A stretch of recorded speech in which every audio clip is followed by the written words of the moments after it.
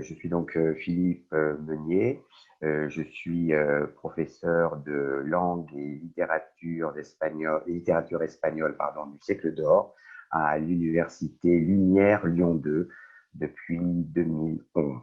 Alors, j'ai soutenu ma thèse il y a bien longtemps, en 1995, sous la direction de Nadine, donc à l'université, enfin, ce qui s'appelait à l'époque l'université Bordeaux 3, donc Michel Montaigne, Bordeaux 3 actuellement, et ma thèse s'intitulait Stratégies onomastiques et poétiques dans le théâtre de Tirso de Molina.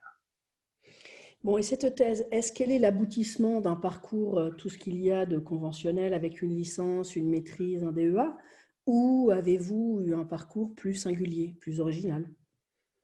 Non, un parcours classique, même si je ne suis arrivé à l'université en troisième année de licence pour repartir l'année suivante en Espagne, mais c'est le parcours classique de l'époque, licence, maîtrise, DEA et thèse.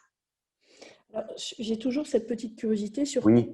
sur quoi avez-vous fait vos mémoires de maîtrise et de DEA? Alors, mes mémoires de maîtrise et de DEA portaient déjà sur Tirso de Molina. Hein, le mémoire de maîtrise portait sur les modalités de l'engaño dans ce théâtre et mon mémoire de DEA a porté sur une seule pièce, La Ferocia de sí misma, La Jalouse d'elle-même, hein, qui a d'ailleurs été adaptée en France par Bois Mortier, où j'ai essayé d'acquérir en fait une véritable méthodologie pour lire les textes, pas seulement les textes théâtraux, hein, dramatiques, mais pour lire finalement les textes classiques. Bon, alors du coup, vient la question de savoir d'où vient ce Oui. goût pour le théâtre de Tirso de Molina, le théâtre classique. Comment est-ce que c'est né et quand? Alors, j'aurais du mal, malheureusement, à répondre à votre question. Alors, je crois qu'il y a un goût. Il y a un goût pour tout ce qui est l'époque dite classique, l'époque du 16e et du 17e. J'ai toujours été attiré déjà par les romans d'aventure dont l'action se passe au 16e et 17e siècle. J'ai un goût pour ce qu'on pourrait appeler les films de costumes. Et alors, si j'essaye d'intellectualiser un petit peu tout ça de manière un peu rapide, je reste persuadé qu'il nous semble difficile de comprendre l'époque dans laquelle nous vivons sans essayer de comprendre le passé et en particulier ce qu'on est convenu d'appeler la première modernité. Hein, voilà, de manière générale. Et le théâtre, pourquoi le théâtre? Je crois que j'ai toujours été absolument fasciné par la liberté d'écriture des dramaturges espagnols et Tirso de Molina, qui était à l'époque, qui était très très peu étudié en France, si on fait la comparaison évidemment avec les deux grands, enfin le maître de Tirso, donc Lope et Calderón de la Barca. Voilà. Donc c'est davantage les goûts d'un lecteur enfant et Oui, adolescent que la rencontre oui. proprement dite avec un professeur, comme c'est le cas pour beaucoup en classe préparatoire ou en terminale ou éventuellement en licence. Si vous voulez, je crois qu'il y a les deux. D'abord, il y a le goût du lecteur qui s'est affiné au fil des années. Et puis, il y a eu quand même la rencontre avec Nadini dès la licence, la L3, enfin ce qu'on appelle la L3 aujourd'hui. Et puis, il y a eu certainement un cours de concours à l'époque où je préparais le CAPES et l'agrégation, où il y avait au programme deux pièces de théâtre qui sont restés parmi mes favoris, je le reconnais, hein, qui était La Dama Duende de Calderón et le Don Gil de Las Cartas Verdes de Tirso. Et c'est vrai que ça a été un émerveillement, et c'est là où je me suis forgé mes premiers outils de lecture et d'analyse. Et si vous voulez, qui sont arrivés sur certainement un terreau, j'allais dire fertile, et si vous voulez, l'alchimie a tout de suite pris, même si je m'en suis pas rendu compte tout de suite, mais ce cours a été absolument fondamental pour ma trajectoire ultérieure. Oui. Et alors, du coup, puisque vous aviez travaillé en maîtrise et en DEA sur cet auteur, comment est-ce que vous en êtes arrivé à formuler votre sujet de thèse de cette manière-là? Pourquoi ce titre? Pourquoi cette perspective-là? Alors, figurez-vous que euh, c'est apparu en fait en fait comme une évidence, bien que je ne sache pas au début comment j'allais travailler, comment j'allais entreprendre cette thèse. Je me suis inscrit en proposant un titre extrêmement général du style recherche sur le théâtre de Tirso de Molina. Il n'y a rien de plus bateau parce que je ne savais pas finalement ce que j'allais trouver dans la mesure où je n'avais pas encore commencé mes recherches. Alors, évidemment, j'avais des connaissances parce que j'avais fait mon mémoire comme je vous l'ai dit, mon mémoire de maîtrise et mon mémoire de DEA. Donc, sur les modalités de l'Engagno, c'est quelque chose, bon, avec le recul, extrêmement bateau. Hein. Je veux dire, l'Engagno est à la base de toutes les intrigues théâtrales. Sans Engaño, il n'y a pas d'intrigue.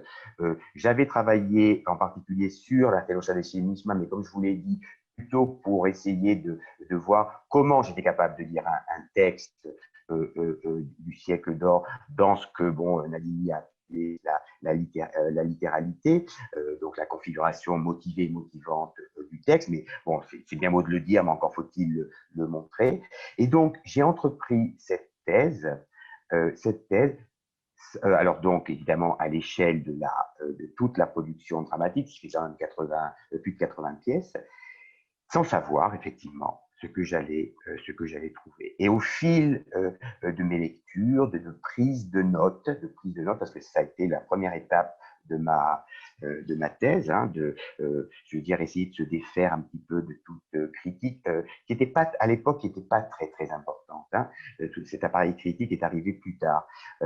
Mais ça a été effectivement me plonger dans ces pièces sans savoir où j'allais. Et à un moment donné, le problème du nom propre s'est posé comme une évidence.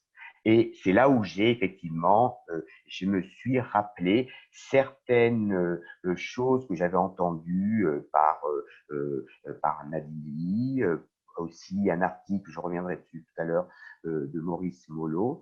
Et là, je me suis rendu compte que le nom, contrairement à Lope, par exemple, à Guillem de Castro, à Calderón, à Zorrilla, le nom était à la base de la poétique de Tirso de Molina. Et ça a été une découverte finalement à laquelle je ne m'attendais pas. Je l'ai trouvé parce que j'ai lu ces textes. Et alors, du coup, le nom, comment il est motivé? Il se met en réseau avec ce que le personnage est censé représenter, avec c'est humoristique. Est-ce que les noms entre eux font un réseau là aussi? Ou comment ça fonctionne? En gros, puisque c'était ça votre découverte, qu'est-ce que vous avez voulu démontrer dans votre thèse à travers ça? Alors, de manière générale, comme vous dites, parce qu'effectivement, ce n'est pas propre à Tirso, même s'il me semble que même avec les années passant, j'en reste convaincu, effectivement, le nom reste très motivé chez Tirso, alors soit par étymologie, Et quand je dis étymologie, pas forcément par étymologie savante, ça peut être effectivement par étymologie populaire, c'est-à-dire par paronymie, ça peut être aussi par un, un travail extrêmement ludique de rapprochement avec justement avec des paronymes, avec d'autres noms propres qui sont mobilisés dans le texte. Et quand je parle de noms propres, je parle seulement d'anthroponymes, mais je parle aussi de toponymes, c'est-à-dire ces noms qu'on ne lit jamais dans un texte, en tout cas dans les textes que je fréquentais. Et c'est vrai que si on en revient toujours à cette pièce un peu matricielle qui est le Don Gil de Tirso, c'est vrai que le problème du nom est posé dès le titre. Or, vous savez que bon, tout est dans le titre, évidemment. Et c'est vrai que même si ça avait été effleuré lors de ma première approche de la pièce, je me suis rendu compte en reprenant cette pièce et en faisant un espèce de modèle de lecture méthodologique, qui constituait la première pièce de ma première partie, qui était vraiment où je posais les bases d'une méthodologie de lecture du texte classique, du texte dramatique. Je me suis rendu compte effectivement qu'il y avait un traitement, une motivation, une remotivation extrêmement ludique du nom propre, c'est-à-dire que Tirso reprend évidemment une lecture du nom qui remonte, je vais dire, à la Bible pour ce qui est de notre culture chrétienne, mais qui remonte effectivement au cratinisme, si on pense évidemment au dialogue platonicien, et Tirso en fait quelque chose d'extrêmement ludique, et en ce sens-là, il est vraiment très caractéristique de cette culture baroque enfin, qui considère le langage comme une immense caisse de résonance ludique et qui a été après théorisé quelques années plus tard par Gratian, par exemple. Et alors, cette découverte, Oui, est-ce que, bon, elle était intéressante, enfin, c'est une fausse question, hein, mais est-ce qu'elle était oui. intéressante en soi pour éclairer un aspect qui n'avait pas été commenté jusque-là, ou est-ce qu'elle ouvrait des perspectives alors pour d'autres interprétations de l'œuvre, des choses qui avaient été laissées en silence dans l'ombre, ou même pour prendre à contre-courant un certain nombre de choses qui avaient été dites sur l'œuvre? Ben, je crois que déjà, c'était, bon, si j'en reviens toujours à cette fameuse pièce par laquelle tout a commencé, c'était de montrer que effectivement, dire le nom du personnage, le décliner, jouer avec lui, c'est effectivement développer, dérouler son programme, c'est-à-dire son rôle. Et ce qui m'a permis effectivement si vous voulez, d'approfondir, mais parfois de façon abyssale, le sens du texte au-delà, au-delà de la conception extrêmement superficielle d'une pièce considérée comme un simple divertissement du public du choral. Je crois que, alors, à l'époque, je ne m'en suis pas rendu compte, certainement par manque de maturité intellectuelle, par manque de culture, mais je crois que il y a encore maintenant, il y a un profond préjugé universitaire qui consiste et qui est certainement encore redevable de la politique d'Aristote, qui consiste à privilégier, on va dire, tout ce qu'on appelle les pièces sérieuses, tragédies et tragicomédie, au détriment des pièces dites comiques, qui pourtant se révèlent absolument diaboliques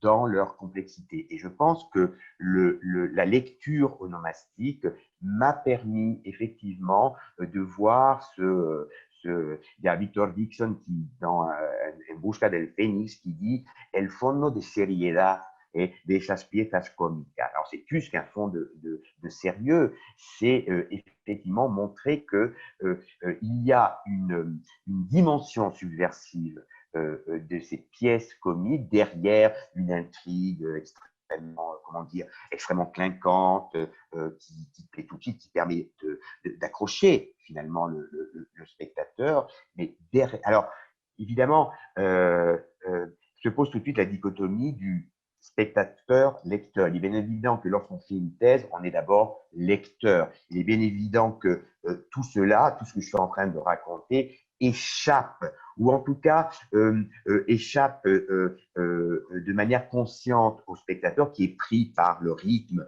le mouvement de la représentation, mais il reste quand même toujours quelque chose. Je reste persuadé qu'il y a d'abord une culture auditive du lecteur du siècle d'or que nous on a perdu, je veux dire, et qui est due et qui s'explique effectivement par le sillon du vers, en particulier de l'octosyllabe ou de l'endécasyllabe. Et c'est vrai que, et on comprend pourquoi tous ces auteurs, tous ces poètes dramatiques ont tenu ont revendiqué leurs textes pour les publier parce que, et Lope le premier, parce que effectivement, ils ont montré qu'il y avait une véritable valeur littéraire de ces pièces, au-delà des paillettes, si vous voulez, des intrigues qui mettent en scène dames et galants. Voilà. Alors, avec le recul, laquelle de ces 80 pièces vous relisez avec le plus de plaisir? Alors, je crois que je relis toujours avec le même plaisir d'Henri. Et que j'ai utilisé d'ailleurs. Alors, je la relis régulièrement parce que il se trouve que il y a quelques années, un séminaire, j'avais un séminaire de master 2 sur la notion de l'illusion comique, en reprenant le titre de la pièce de Corneille. Et de Tirso, je relis toujours avec le même plaisir des pièces qui enchâssent les degrés de fiction, comme Bellaco Sois Gomez, par exemple, une pièce très très peu connue dont l'attribution est un petit peu remise en question. Je relis avec grand plaisir Marta la Piadosa, et puis aussi des pièces plus sérieuses comme El Burlador de Sevilla, si on considère évidemment que cette pièce est de Tirso. Ce que je crois, mais bon, là finalement n'est pas la question. Mais oui, oui, je relis. De toute façon, bon, alors pas seulement Tirso, je travaille actuellement beaucoup sur Lope, mais je crois que, et c'est ce qui m'a, je crois que c'est ce que m'a conforté ma thèse, et vous me demandiez tout à l'heure pourquoi finalement cet intérêt. Il y a aussi un intérêt formel, c'est que je suis à l'aise beaucoup plus que dans la prose, je suis à l'aise dans le vers. Le vers est un canal, un sillon, notamment l'octosyllabe, qui facilite ma lecture de la narration dramatique. C'est de plus en plus net. Enfin, plus je vieillis et plus je me sens à l'aise et je goûte au plaisir. Alors surtout de l'octosyllabe, parce que c'est quand même le maître qui est le plus développé dans une pièce de théâtre, mais je l'ai aussi, peut-être moins, dans ce vers plus savant qui est l'endécasyllabe. Oui. Dois-je en déduire que vous rêvez en octosyllabe? Ah, j'aimerais bien, mais effectivement, il m'arrive d'avoir des vers comme ça euh, oui, des vers que j'ai, qui proviennent de mes lectures, oui, oui, oui. Très bien. Quien Bon, soy yo? Un hombre sin nombre. Hein, c'est comme ça que commence le Borrador de Sevilla. Hein, un hombre sin nombre. Donc, au-delà du jeu parodique, vous voyez, le problème du nom se pose effectivement au théâtre et en particulier chez Pearson. Ouais, ouais, ouais. Bon, alors, en dehors de votre directrice de thèse, la grande Nadine Lee, est-ce qu'il y a eu des gens qui Mm. ont joué un rôle important dans l'élaboration, l'écriture de cette thèse dont vous voudriez nous parler aujourd'hui? Alors, je pense que Claude Lévi-Strauss a joué un rôle parce que avant les littéraires, ce sont quand même des anthropologues qui se sont intéressés au système du nom comme effectivement comme système codifié. Hein. Donc, la pensée sauvage, les relations de parenté de Claude Lévi-Strauss ont joué un rôle, hein, dans mon déchiffrement, enfin mon intérêt en tout cas, mon intérêt pour le signifiant onomastique, oui. Hein. Mais au-delà au-delà de l'anthroponyme, aussi le toponyme qui sont aussi chez Tirso euh, euh, piégés. Et leur plus près de nous, et ça ne vous étonnera pas, Caroline, la personne qui m'a influencé intellectuellement, une personne que, pas connue, que je n'ai pas connue, mais dont j'ai énormément entendu parler et dont j'ai lu beaucoup les écrits, c'est Maurice Mollo. C'est Maurice Mollo, et c'est pas un hasard puisque Maurice Mollo a été le directeur de thèse de Nadine, hein, et il a été aussi le directeur de thèse de quelqu'un qui est une grande amie et qui a joué un rôle, qui a joué un rôle, mais plus tard, après la thèse, plutôt pour l'HDR, c'est Maria Aranda, qui est aussi une spécialiste du théâtre, mais en particulier du théâtre lopesque. Voilà. Donc, d'abord, la liberté de ton de Maurice Mollo, évidemment son attachement au texte, sans parler de littéralité, il y avait un goût du texte qui m'a toujours fasciné, sa culture, son immense culture, en particulier linguistique. Hein, parce que même si je ne suis pas linguiste, j'ai quand même une approche éminemment linguistique du texte dans mon attachement au signifiant. Et je crois que ce qui m'a... Et puis aussi, la dimension ludique aussi de sa recherche qui, je veux dire, entre en résonance avec toute cette littérature que nous étudions. Enfin, le jeu est au centre de toute cette littérature, et pas seulement la littérature dramatique. Hein. On la trouve aussi chez Cervantes, par exemple, dont j'étudie aussi la prose dans ses deux principaux romans. Oui. Vous avez évoqué votre HDR. Sur quoi l'avez-vous faite? Alors l'HDR, je suis parti donc de mes travaux sur le signifiant onomastique et que j'ai euh, amplifié. C'est-à-dire que j'ai travaillé sur effectivement des syllabes, des syllabes qui se répètent aussi bien dans le texte dramatique que dans le texte en prose, en particulier cervantin, où j'ai montré comment il y avait les romans et les pièces de théâtre se construisent sur des réseaux phoniques, hein, des réseaux phoniques, surtout bisyllabiques, qui se répètent et qui deviennent des réseaux thématiques, stylistiques, rhétoriques, sémantiques. Et ce sont eux qui assurent effectivement le plaisir de la lecture du texte et qui en assurent aussi le sens. Voilà. Et j'ai beaucoup travaillé pour mon HDR, sur la poétique de la rime, dans des pièces de Lope et de Tirso. Et aussi, j'ai fait la même chose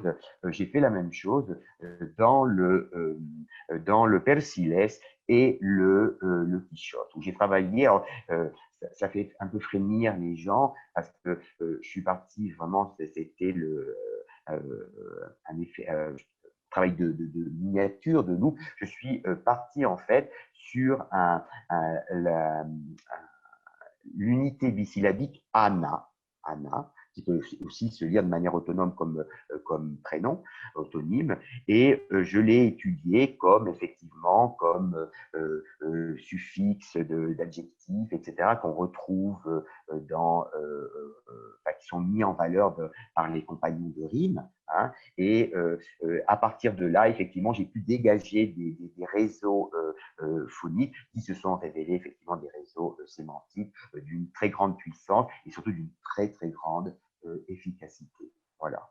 Et ce qui m'a permis par exemple, d'aller à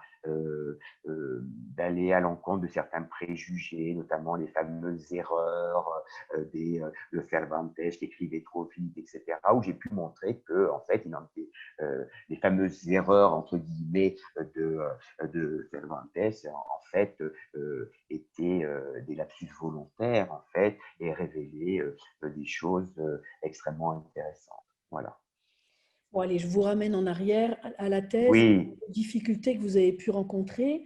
Et en dehors de, alors vous nous avez dit au début, moi j'avais un auteur de prédilection, un Mmh. genre, et puis j'ai tourné un peu en rond, enfin, ou avancé en ligne droite, mais dans un Mmh. désert, avec des généralités, jusqu'à arriver à bon port, c'est-à-dire l'onomastique. Bon, en Mmh. dehors de cette difficulté qui est trouver véritablement le cœur de Mmh. votre sujet, est-ce que vous en avez rencontré d'autres relatives au sujet ou plus générales? Ben, je crois que c'est un petit peu lié à ce que je vous ai déjà raconté, à savoir que j'étais, je me suis senti très seul. D'abord déjà seul géographiquement parce que à l'époque, alors je n'étais pas à Bordeaux, j'avais un poste d'alter à l'université de Saint-Étienne. Euh, Nadine Lee est partie, c'était l'époque où elle a été invitée par le Colegio de México. Donc, à l'époque, il n'y avait pas les mails comme où on peut effectivement entrer en communication tout en étant aux antipodes l'un de l'autre. Donc, il y a eu cette solitude géographique. J'étais dans un département où le siècle d'or n'était pas, je veux dire, l'intérêt principal. Donc, j'ai beaucoup de mal pour pouvoir parler de ma recherche. Et puis, toujours le doute qui assaille le chercheur. Est-ce que je ne délire pas dans ma lecture, dans la mesure où il y avait très, très peu de littérature critique, que j'avais l'impression quand même d'être ben de défricher un peu un terrain encore inculte. Voilà, c'était la principale difficulté était liée effectivement à ce que je pourrais appeler la solitude du chercheur de fond. Mmh. Oui, Bon, alors, au terme de ce défrichement dans la solitude, oui, arrive un jour oui, de soutenance. oui. Qui étaient les professeurs qui composaient votre jury? Alors, à part Nadine Lee, alors il y avait donc quelqu'un dont je vous ai parlé, qui est Maria Aranda. Maria Aranda, qui avait été ma professeure quand j'ai préparé, passé la Greg à Bordeaux, et qui est devenue une très très grande amie. Il y avait aussi Anne-Marie Capdebosque, qui était professeur à l'époque à Limoges et qui avait aussi, bon, qui était plutôt médiéviste, mais qui avait aussi cette approche linguistique du texte. Il y avait aussi un grand passeur de nom qui était Claude Allègre.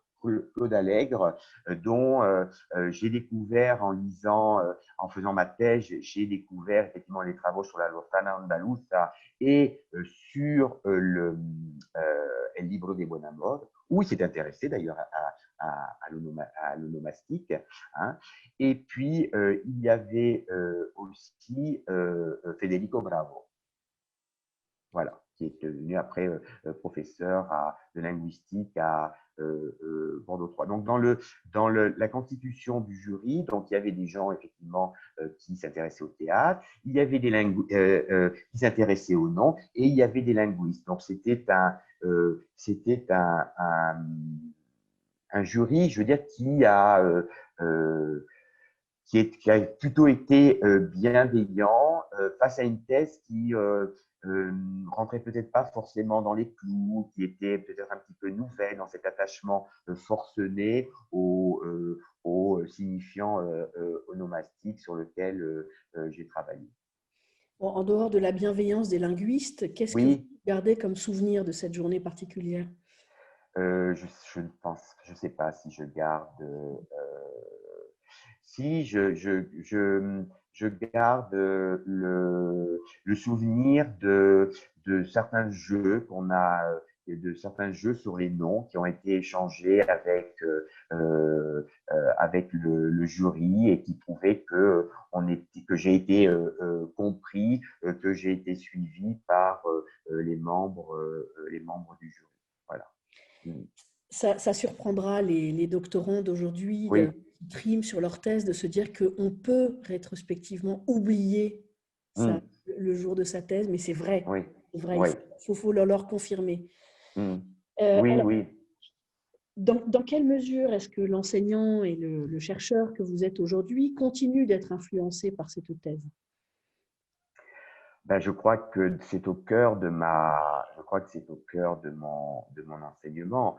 C'est-à-dire que très vite, dans les cours que j'organise, dans les séminaires que j'organise, le texte est au centre de nos échanges. C'est-à-dire que je ne conçois pas un cours sans que les étudiants aient d'abord le texte avec eux et sans que le cours devienne effectivement opération de défrichement.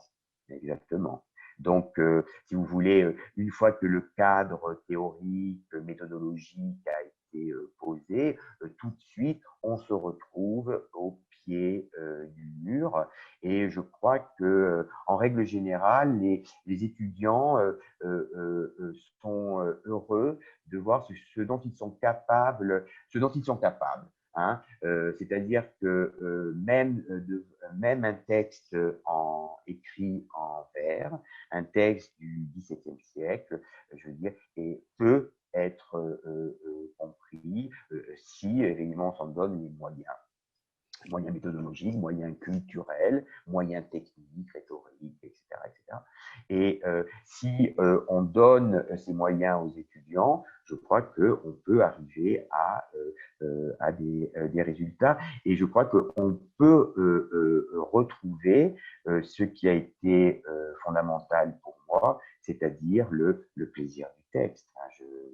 Je ne veux pas je veux pas plagier Barthes, mais je veux dire, il faut que, enfin, je ne conçois pas le cours, le séminaire, sans qu'il y ait effectivement ce plaisir du texte. Et ce plaisir du texte, c'est effectivement, il passe par la lecture attentive, par essayer de déjouer, par exemple, les pièges du texte. Et ça, j'essaye de le faire à n'importe quel niveau, aussi bien en licence que plus tard en Master 2 ou en séminaire de doctorat. Alors, vous avez dit donner les moyens, et effectivement, mais alors du coup, Mm. comment vous y prenez-vous pour leur donner les moyens, en particulier pour franchir ce que j'appellerais la barrière de corail de la langue? Alors, ça peut, ça peut commencer par prendre une scène.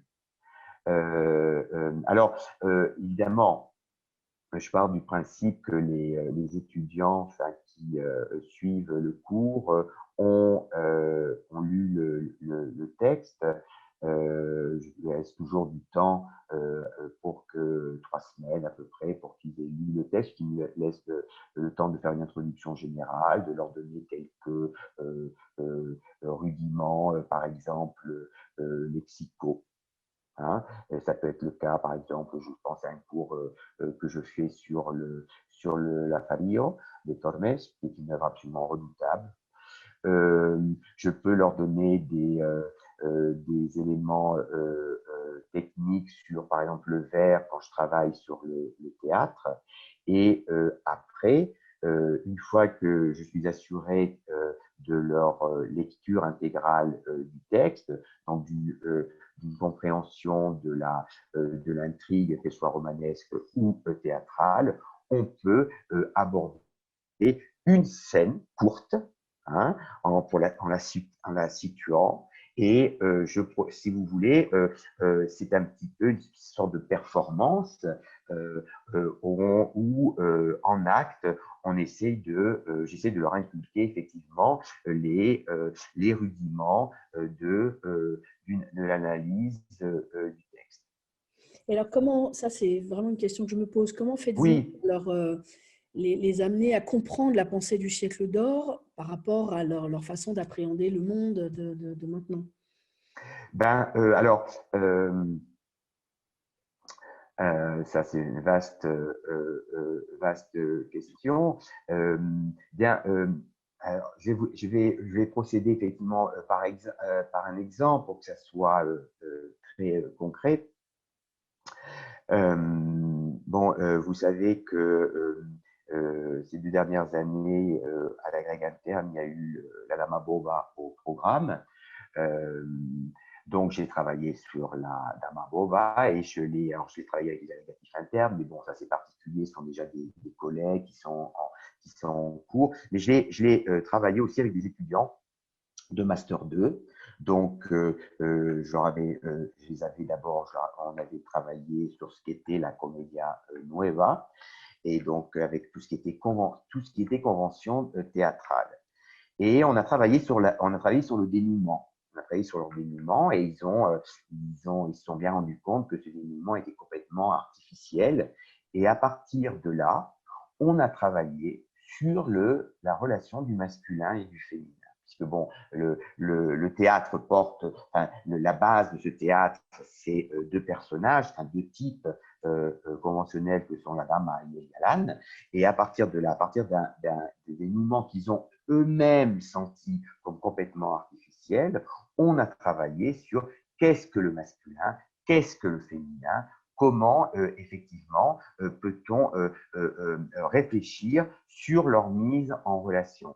Il me semble que ça, c'est quelque chose qui dépasse la frontière de la prémodernité et je veux dire, qui les interroge et qui leur permet finalement de comprendre que leurs propres interrogations, elles sont par exemple déjà celles de l'OP, par exemple. Hein. Il y a par exemple, c'est pas propre d'ailleurs à cette pièce, mais il y a effectivement une remise en cause du masculin. Et à l'époque de MeToo, je veux dire, ça ne peut que les interpeller. Et je sais que, là, je ne dis pas tous, malheureusement, mais je sais que les étudiants qui ont suivi mon séminaire ont été effectivement extrêmement intéressés par cette réflexion sur qu'est-ce qu'est le masculin, qu'est-ce que le féminin à l'époque, comment est-il mis en relation. Et je crois qu'ils ont compris qu'on peut travailler des textes du siècle d'or et ne pas le voir comme de l'archéologie. Heureusement. Heureusement, voilà. Oui, oui, oui, oui. Alors, quels sont les conseils que vous donnez aux doctorants? Quels sont alors le premier conseil que je leur donne, c'est effectivement de travailler continuellement le texte, de commencer par le texte et d'essayer de se faire leur propre lecture avant d'attaquer l'appareil critique. Vous imaginez bien que travaillant sur des textes connus, l'appareil de la littérature critique est absolument énorme. C'est un déluge lequel ils peuvent être vite engloutis. C'est pour ça que je les encourage toujours à ne jamais quitter, à toujours garder le contact avec avec le texte, même si après ils doivent évidemment connaître cette littérature critique, mais ne jamais perdre le contact pour effectivement essayer de se faire leur propre opinion, leur propre lecture. Ça, pour moi, c'est absolument fondamental. Ces textes sur lesquels ils vont travailler, sur le corpus sur lequel ils vont travailler, qu'ils ont